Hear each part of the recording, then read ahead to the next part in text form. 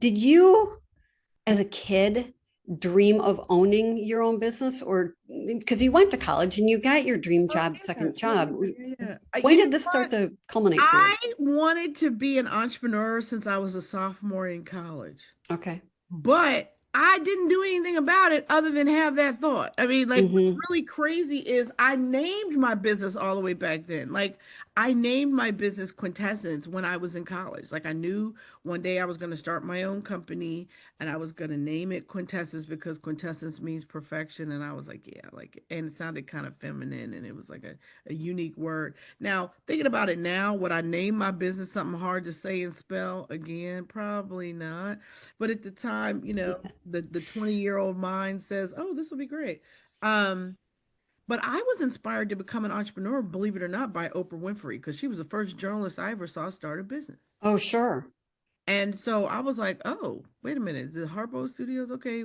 Like trying to just understanding that she took her talent and turned it into a business. And it was like a light bulb went off in my head in the summer of 1992, and I said, "Yeah, okay, all right, I see you, and then I started just studying it and reading about it. Now, I never walked into business school the whole 4 years I was in college, and I'm not really sure why I did that. But to me, marketing and communications are, you know, two Yeah. sides of the same coin. Basically, you can do the same thing you do in marketing and communications. You don't have the regression formulas, right? But everything else, it's about messaging, it's about target market, it's about, anyways. But my point is that um I knew I wanted to be an entrepreneur, but I was influenced to think about entrepreneurship though because of my mom. My mom was a serial Mm. entrepreneur, but she was a serial multi-level marketing entrepreneur. So she sold Tupperware, she sold Melaleuca, she sold copper, she framed art. I mean, she Avon, you name it, she did it, and she never made any money. Like she was always a sucker for a sob story, and I was like, I'm interested in entrepreneurship, but not like that. Yeah. Not like that. Not like that. Not like that. So she was your predecessor and she made mistakes that you didn't want to make, but then you became an entrepreneur and found yourself making mistakes. Who were your go-tos at that point? Who helped you to crash and burn and get that car pulled out of the bridge, You know what? and recenter? It was really mentors and stuff because back Yeah. when I became an entrepreneur, I mean, I started my business in 1999. There just wasn't anybody in mainstream media talking about entrepreneurship. I think because Yeah. when did Gerber write the E-Myth? I think like in 2003, I think was the first time I thought or heard something about. That's the E-Myth Revisited. Yeah. So But he wrote the original one. So I got involved with Great Clips. My son was born in 1990. I was on bed rest just as you were, same amount of time. Anyway, he was born in 1990. I got involved with Great Clips in 1993.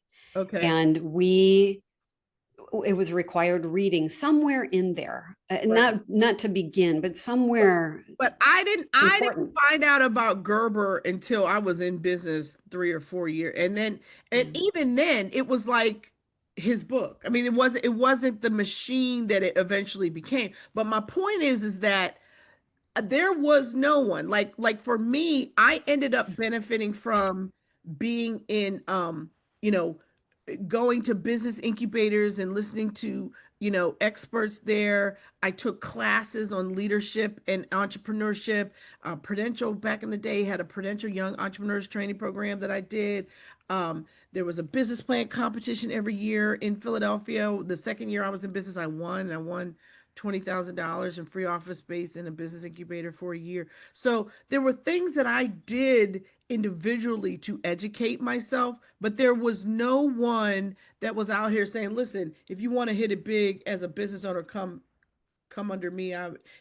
Gene Chaskey and Susie Orman were talking about 401ks on TV. Like there was, and that was part of my impetus was, you know what? Somebody else needs to get out here telling people how hard this is, but Mhm. also giving people a framework and a roadmap to do it. And my media background was very helpful to me because I worked for 5 years as a television producer before I started my business. And then once I started my business, eventually I realized that creating content was a way to, in fact, promote that business, demonstrate expertise, and draw clients to me. And Yep. so it was almost like my professional journalism training and then my work experience as a television producer really positioned me incredibly well to be a, content creator specifically in the niche of small business. And I really became a pioneer in it because I certainly was one of the first people on Twitter to have a big, small business brand. And Yeah. I got to the point, my brand right now reaches about 1 million small business owners every week online with my content and content portals and between my podcast, my blog, my newsletter, and all the other content that we produce, we reach a lot of people, and certainly the books always draw people to us too. So for me, I built a brand and then I had corporations call me and say, "We would like to work with you because we want to benefit from the trust relationship you've built with your brand, your audience." So when you were on bed rest and you're watching your business unraveling because you're the rainmaker and you couldn't be there, I Mhm. completely understand that. It's a great thing to lie there every day and nurture that belly and watch it get bigger and blow out your air mattress because you're getting heavier, which is what I did. But for you, how did you cope with that? Because you had a dichotomy in your brain. You got to take care of the baby.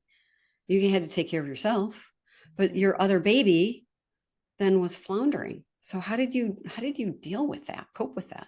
You know what? It was awful, to be honest, because the other piece of this is that my marriage was crumbling too, right?